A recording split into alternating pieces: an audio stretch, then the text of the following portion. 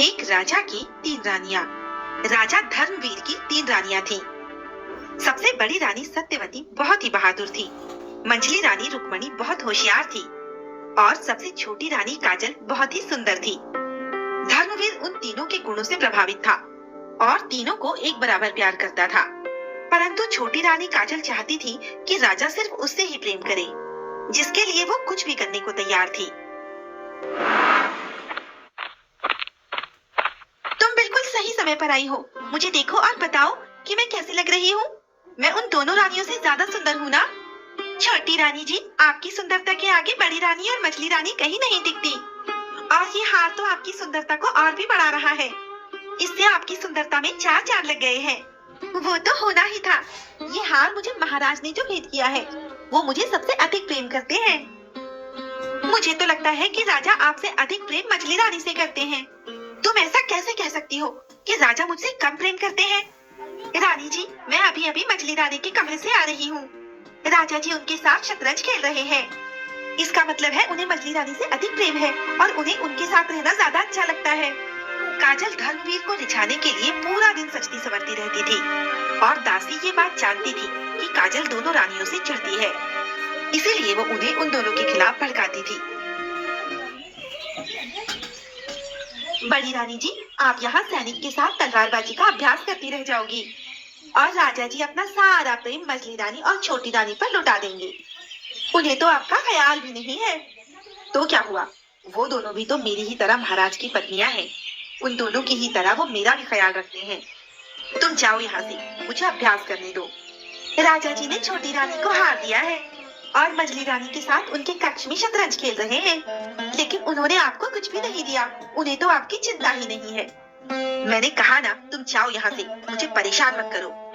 काजल की तरह ही दासी रुक्मणी और सत्यवती को भी भड़काती थी, लेकिन वे दोनों उसकी बातों पर ध्यान नहीं देते थे। आज तुम हमसे नहीं जीत सकती रुक्मणी, आज हम तुम्हें हरा देंगे। ऐसा कभी नहीं हो सकता महाराज। शतरंज में मुझे कोई नहीं हरा सकता। ये हुई शय और मार। लेकिन ये तुमने कैसे किया? हमने तो तुम्हें फंसा दिया था। हमारे तो कुछ समझ में नहीं आ रहा। ये सब मेरे दिमाग का खेल है महाराज। आप तो जानते ही हैं कि इस पूरे राज्य में मुझसे ज्यादा होशियार और कोई भी नहीं है। तुम ठीक कह रही हो रुक्मणी, तुम सचमुच बहुत होशियार हो, इसीलिए तो हम तुमसे इतना अधिक प्रेम करते हैं। आपके कहने का मतलब है कि अगर मैं होशियार नहीं होती तो आप मुझसे प्रेम नहीं करते? हमारे कहने का वो मतलब नहीं था रुक्मणी। मैं सब समझती हूँ महाराज। आप सिर्फ बड़ी रानी और मछली रानी से ही प्रेम करते हैं, मुझसे प्रेम नहीं करते। रुक्मणी ने तो हमें अपनी बातों से फंसा दिया। अब हम क्या करें? क्या सोच रहे हैं महाराज? मेरी बात का उत्तर दीजिए। आप किस रानी से सबसे अधिक प्रेम करते हैं? हाँ हाँ, उत्तर दीजिए महाराज। आप किस रानी से सबसे अधिक प्रेम करते हैं? मैंने सुना है कि आपने काजल को हार भेंट किया है और यहाँ रुक्मणी के साथ समय बिता रहे हैं, लेकिन मुझे कुछ भी नहीं दिया। क्या महाराज ने काजल को हार दिया? मुझे तो इस बात की जानकारी भी नहीं थी। अरे वाह, महाराज ने सिर्फ मुझे हार भेंट किया है। इसका मतलब है कि वो हम तीनों में सबसे अधिक प्रेम मुझसे करते हैं। वो तो करेंगे ही। तुम हम तीनों में सबसे सुंदर जो हो, है ना महाराज? हम तुम तीनों से एक बराबर प्रेम करते हैं, ना किसी से कम और ना किसी से ज्यादा।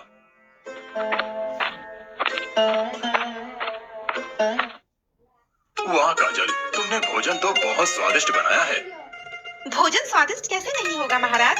मैंने इतने प्रेम से जो बनाया है। महाराज, मैंने बड़े प्रेम से खीर बनाई है, खाकर देखिए, खीर भी बहुत स्वादिष्ट है। महाराज, मैंने स्वादिष्ट जलेबियां बनाई है, जल्दी से खाकर बताइए स्वादिष्ट है या नहीं। बताइए महाराज, काजल के हाथ का बना भोजन अधिक स्वादिष्ट है या मेरे हाथ की बनी जलेबियां अधिक स्वादिष्ट हैं, या फिर रुक्मणी के हाथ की बनी खीर? आप तीनों के ही हाथों में जादू है। आप तीनों के हाथों के बने पकवान स्वादिष्ट हैं। हम बहुत खुशकिस्मत हैं जो हमारी तीनों रानियां हमसे इतना प्रेम करती हैं। तुम यहाँ क्या कर रही हो सत्यवती? जल्दी से यहाँ से जाओ, बहुत तेज आंधी तूफान आने वाला है। आने दीजिए महाराज, मैं आंधी तूफान से नहीं डरती। तुम्हारी इसी बहादुरी की वजह से तो हम तुमसे इतना अधिक प्रेम करते हैं। आपके कहने का मतलब है कि आप मुझसे नहीं बल्कि मेरी बहादुरी से प्रेम करते हैं। हमारे कहने का मतलब है कि हम तुमसे प्रेम करते हैं। मुझे पता है महाराज कि आप मुझसे प्रेम नहीं करते। हम तीनों रानियों से ही एक बराबर प्रेम करते हैं। हमारे लिए आपकी बहादुरी, रुक्मणी की होशियारी और काजल की सुंदरता एक समान है। मुझे सब पता है महाराज, मैं तो आपसे मजाक कर रही थी। महाराज की जय हो। सैनिक, तुम इतने घबराए हुए क्यों हो? सब ठीक तो है ना? महाराज, गुप्तचर ने बताया है कि पड़ोसी राज्य के राजा हमारे राज्य पर आक्रमण करने वाला है। फिर तो हमें जल्दी से जल्दी युद्ध की तैयारी करनी होगी। गुप्तचर ने यह भी बताया है कि उसकी सेना हमारी सेना से बहुत विशाल और शक्तिशाली है। उसके पास 500 हाथी, 2000 घुड़सवार और 10,000 सैनिक हैं। इतनी विशाल सेना से हमारी सेना नहीं जीत सकती। अब हम क्या करें? अब हमें रुक्मणी से सलाह लेनी चाहिए। आप बिल्कुल ठीक कह रहे हैं महाराज। रुक्मणी जरूर कोई ना कोई रास्ता निकालकर हमें आने वाली मुसीबत से बचा लेगी। क्या बात है महाराज, आप काफी परेशान दिख रहे हैं। रुक्मणी, हमें तुम्हारी सहायता चाहिए। मैं आपकी क्या सहायता कर सकती हूँ? धर्मवीर सैनिक द्वारा बताई गई पूरी बात रुक्मणी को बताता है। बस इतनी छोटी सी बात के लिए आप परेशान हो रहे हैं? मैं अभी आपकी परेशानी दूर किए देती हूँ। भला वो कैसे? उस राजा को लगता है कि हमारे राज्य की सेना उसके राज्य की सेना से कमजोर है, इसीलिए वो हम पर आक्रमण करने वाला है। अगर उसे ये खबर मिले कि हमारे राज्य की सेना उसके राज्य की सेना से बड़ी है, तो वो हम पर कभी आक्रमण नहीं करेगा। लेकिन ये होगा कैसे? महाराज, आप कुछ गुप्तचरों को उसके राज्य में भेज दीजिए। वो वहाँ जाकर ये अफवाह फैलाएंगे कि राजा धर्मवीर की सेना में 1000 हाथी, 10,000 घोड़े और 50,000 पैदल सैनिक हैं, और इतने ही तीरंदाज भी हैं। तुम्हारी तरकीब तो अच्छी है, लेकिन असफल हो गई तो? ऐसा कभी नहीं होगा महाराज। जब वो राजा हमारे राज्य की शक्तिशाली सेना के बारे में सुनेगा, तो हमारी सेना से डर के हमारे राज्य पर आक्रमण करने का विचार छोड़ देगा। जैसा रुक्मणी ने कहा था, कर्मवीर ने ठीक वैसा ही किया। आज बहुत देर हो गई, महाराज अब तक नहीं आए। छोटी रानी जी, आप यहाँ महाराज का इंतजार कर रही हैं, और महाराज वहाँ मछली रानी के कमरे में हैं। न जाने क्या जादू कर दिया है उसने, महाराज उसी के आगे पीछे घूमते रहते हैं, मेरी तरफ तो देखते भी नहीं। मछली रानी बहुत ही चालाक है, देखना एक दिन वो महाराज को अपने बस में कर लेंगी, फिर महाराज आपकी तरफ देखेंगे भी नहीं। तुम ठीक कह रही हो दासी, अब मुझे कुछ करना ही होगा।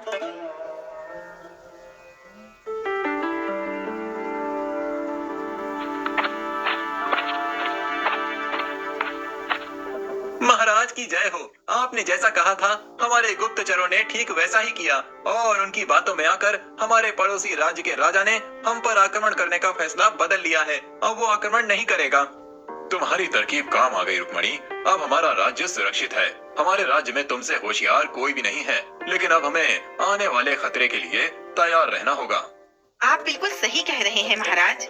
सत्यवती युद्ध कला में माहिर है, और रुक्मणी को राजनीति और कूटनीति आती है। इसीलिए हम सत्यवती के साथ मिलकर अपने सैनिकों को युद्ध कला में और अधिक माहिर करेंगे, और रुक्मणी के साथ मिलकर राजनीति और कूटनीति रणनीतियाँ बनाएंगे। और मैं क्या करूँगी महाराज? आप हमारे लिए स्वादिष्ट भोजन पकाना। नहीं महाराज, मैं भी आपके साथ ही रहूंगी। बिल्कुल नहीं, जैसा हमने कहा है आप वैसा ही करेंगी। काजल गुस्सा होकर वहाँ से चली जाती है।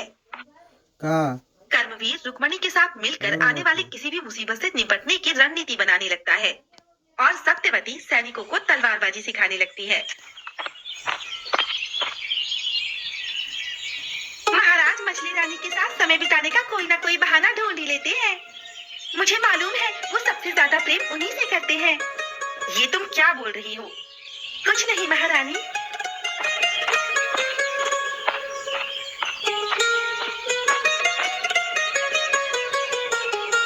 आप यहाँ फूल तोड़ते रह जाओगी छोटी महारानी, और मछली महारानी आपको महाराज से दूर कर देंगी। मैं ऐसा कभी नहीं होने दूंगी। तुझे बड़ा घमंड है ना कि महाराज सबसे अधिक प्रेम तुझसे करते हैं। मैं तेरा ये घमंड तोड़ दूंगी। तुम किस तरह की बातें कर रही हो काजल? मैं सही कह रही हूँ। काजल, तुम रुक्मणी से किस तरह से बात कर रही हो? तुम इस राज्य की छोटी रानी हो, तुम्हें इस तरह की बातें करना शोभा नहीं देता। कोई बात नहीं दीदी, काजल अभी छोटी है, नादान है, मुझे इसकी बात का बुरा नहीं लगा। वो पहली बार नहीं था जब कर्मवीर ने काजल को रुक्मणी और सत्यवती से लड़ते हुए देखा था। क्या बात है महाराज, आप बहुत परेशान दिख रहे हैं। मंत्री जी, हम अपनी रानियों के कारण बहुत परेशान हैं। भला रानियों के कारण आपको क्या परेशानी हो सकती है? वो तीनों ही आपसे इतना अधिक प्रेम करती हैं। उनका प्रेम ही तो हमारी परेशानी का कारण है। मैं आपकी बात नहीं समझा महाराज, भला उनका प्रेम आपकी परेशानी का कारण कैसे हो सकता है? सत्यवती, रुक्मणी और काजल तीनों ही हमसे प्रेम करती हैं, लेकिन काजल ऐसा सोचती है कि हम सिर्फ उससे ही प्रेम करें, हम सिर्फ उसके साथ ही रहें। हम जब भी रुक्मणी के साथ समय बिताते हैं तो उसे बुरा लगता है और वो फिर उससे झगड़ा करती है। हम चाहते हैं कि वो तीनों एक साथ प्रेम से रहें, काजल, रुक्मणी और सत्यवती का सम्मान करने लगे। एक तरकीब है महाराज, जिससे वो छोटी रानी दोनों रानियों का सम्मान करने लगेंगी और एक साथ प्रेम से रहने लगेंगी। जल्दी से बताओ मंत्री जी, वो तरकीब क्या है?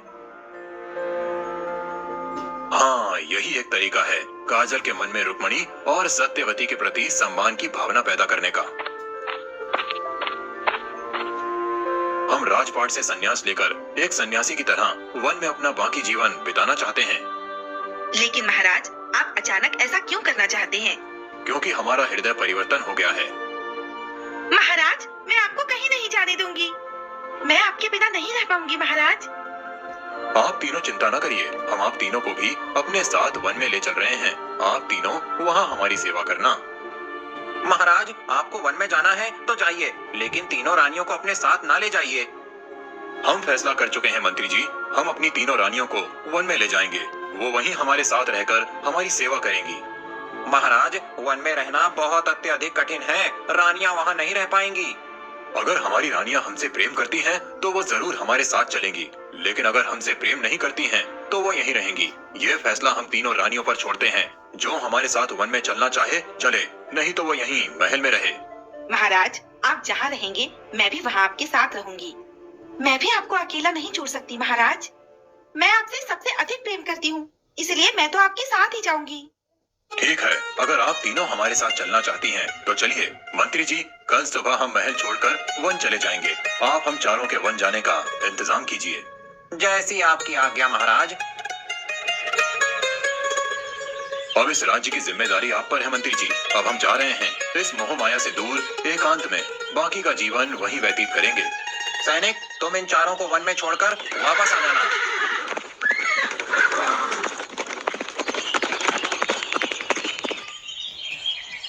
यह बहुत शांत जगह है, हम यहीं पर अपनी कुटिया बनाएंगे। आप तीनों यहाँ की साफ सफाई कीजिए, तब तक हम कुटिया बनाने के लिए लकड़ियाँ ले आते हैं। जब तक हम वापस ना आ जाएं, तब तक आप यहाँ से कहीं मत जाना। ये जंगल बहुत ही खतरनाक है, यहाँ बहुत से खतरनाक जानवर रहते हैं। न जाने महाराज ने संन्यास लेने का फैसला क्यों कर लिया, ये तो वही बता सकते हैं। मुझे यहाँ बिल्कुल भी अच्छा नहीं लग रहा। बहुत देर हो गई, महाराज अभी तक लकड़ियाँ लेकर नहीं आए। न जाने वो कहाँ रह गए। अब तो सूरज भी ढलने लगा है और हमारे पास उजाला करने के लिए कुछ भी नहीं है। मैं तो बहुत थक गई हूँ और मुझे भूख भी लगी है। मैं अपने साथ कुछ फल लाई थी, अभी तुम्हें खाने को देती हूँ। मुझे तेरे हाथ का कुछ भी नहीं खाना है। तीनों रानियां कर्मवीर का इंतजार कर रही थी, लेकिन वो लकड़ी लेकर नहीं आता है और अंधेरा हो जाता है। अब तो अंधेरा भी हो गया, अब हम अंधेरे में क्या करेंगे? आप चिंता न करिए दीदी, मैं अभी आग जला देती हूँ। ये लीजिए दीदी, आग का इंतजाम हो गया। तुम तो बहुत होशियार हो रुक्मणी। मुझे तो महाराज की चिंता हो रही है, न जाने कहाँ रह गए, अभी तक आए क्यों नहीं। हम दोनों को भी उनकी चिंता है, लेकिन क्या करें। महाराज ने हमें यहाँ से कहीं भी जाने के लिए मना किया था, हमें उनकी बात माननी चाहिए। तुम मानो उनकी बात, मैं जा रही हूँ उन्हें ढूंढने। काजल, यहाँ से कहीं मत जाओ, महाराज ने बताया था कि यहाँ बहुत खतरनाक जंगली जानवर रहते हैं।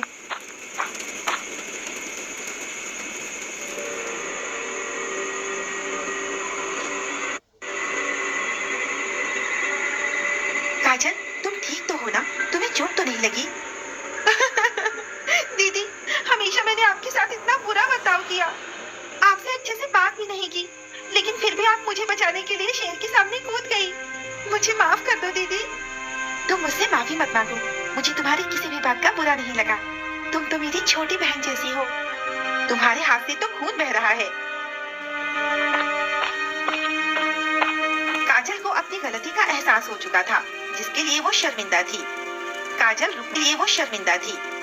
काजल रुक्मणी को अपनी बड़ी बहन मानने लगी थी। काजल और सत्यवती रुक्मणी को उठाकर बरगद के पेड़ के नीचे ले जाते हैं। वहाँ तीनों रात भर कर्मवीर का इंतजार करती रहती हैं, लेकिन वो नहीं आता।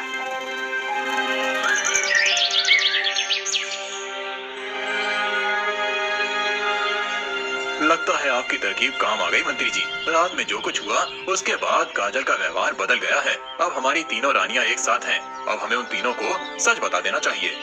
नहीं महाराज, अभी थोड़ा रुकिए। तुम्हारी नींद खुल गई काजल। अब तुम रुक्मणी को संभालो, मैं महाराज को ढूंढती हूँ।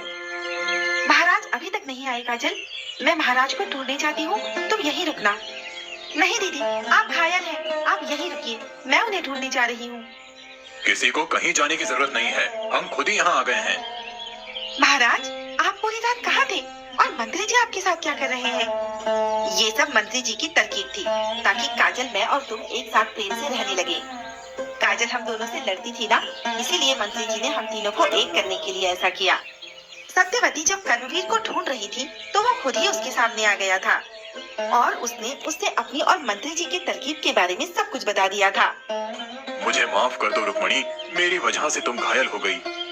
आप माफी मत मांगिए महाराज, ये सब मेरी गलती है।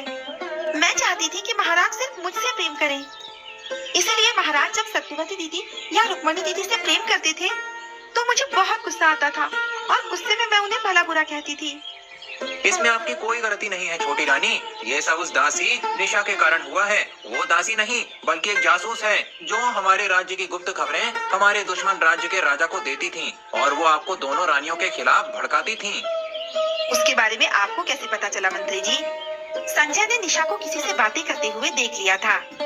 वो उससे काजल, सत्यवती और रुक्मणी के झगड़े के बारे में और सैनिकों के बारे में जानकारी दे रही थी, जिस वजह से संजय को पता चल गया कि वो एक जासूस है। उसे कड़ी से कड़ी सजा दीजिए महाराज। समय आने पर हम उसे उसके किए की सजा जरूर देंगे, लेकिन उससे पहले हम वापस राजमहल चलते हैं। आप बहुत जल्दी ठीक हो जाएंगी दीदी।